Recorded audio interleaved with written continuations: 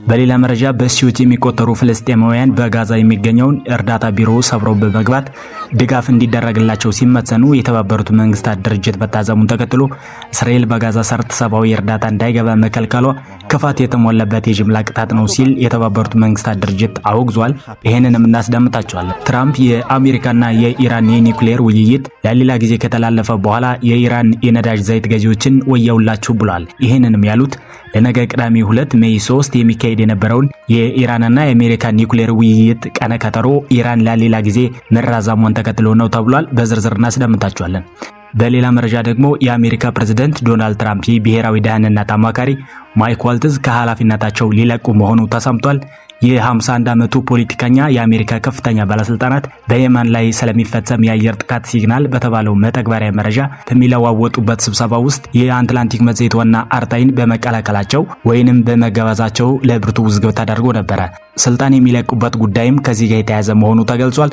ጉዳዩን በዝርዝር እነግራችኋለን። አብራችሁ ውስጥ ቆዩ። እነዚህና ሌሎችንም የዓለም አቀፍ መረጃዎች እናደርሳለን። ሹላ ሚዲያን ሰብስክራይብ፣ ላይክ እና ኮሜንት እንድታደርጉ በአክብሮት እንጠይቃችኋለን። አሁን ወደ መረጃው እናልፋለን።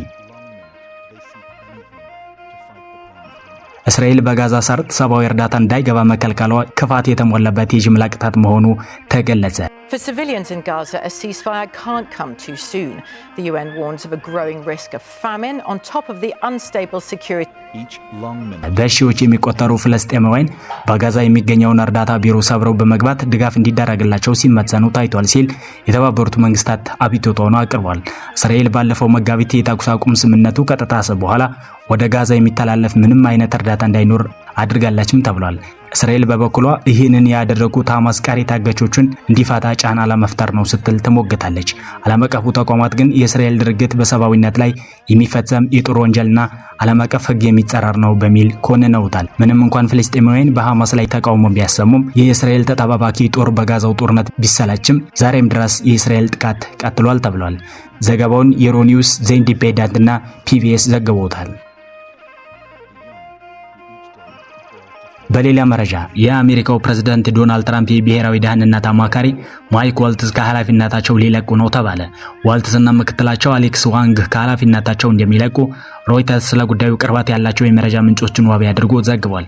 ዋይት ሃውስ እስካሁን በጉዳዩ ላይ ያለው ነገር የለም። የ51 ዓመቱ ፖለቲከኛ የአሜሪካ ከፍተኛ ባለስልጣናት በየመን ላይ ስለሚፈጸም አየር ጥቃት ሲግናል በተባለ መተግበሪያ መረጃ በሚለዋወጡበት ስብሰባ ውስጥ የአትላንቲክ መጽሔት ዋና አርታይን በመቀላቀላቸው ወይም በመገባዛቸው ለብርቱ ውዝግብ ተደርጎ ነበረ። የመረጃ ልውውጥ የተደረገበት የሲግናል የመረጃ መለዋወጫ ቡድን ከጋዜጠኛ ጄፍሪ ጎልድበርግ በተጨማሪ የአሜሪካ ምክትል ፕሬዝዳንት ጄዲ ቫንስ እና የመከላከያ ሚኒስትር የመሳሰሉ ከፍተኛ ሹማምንት ያካተተ ነበር ተብሏል። ጋዜጠኛ ጄፍሪ ጎልድበርግ ባለስልጣናቱ በየመን ጥቃት ስለሚፈጸምባቸው የጦር መሳሪያዎች ኢላማዎችና ጥቃት ስለሚፈጸምበት ጊዜ መረጃ መለዋወጣቸውን ዘግቧል። ጉዳዩ ከፍተኛ ውዝግብ ቢፈጥርም የዶናልድ ትራምፕ አስተዳደር ማይክ ዋልትዝን ሲከላከል ቆይቷል።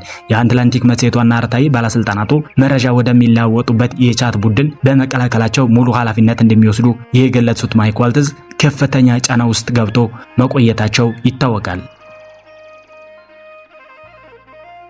በመጨረሻም ትራምፕ የአሜሪካና የኢራን ኒውክሌር ድርድር ለሌላ ጊዜ ከተላለፈ በኋላ በኢራን ዘይት ገዢዎች ላይ ማዕቀብ ሊጥልባቸው እንደሚችሉ ተናገሩ።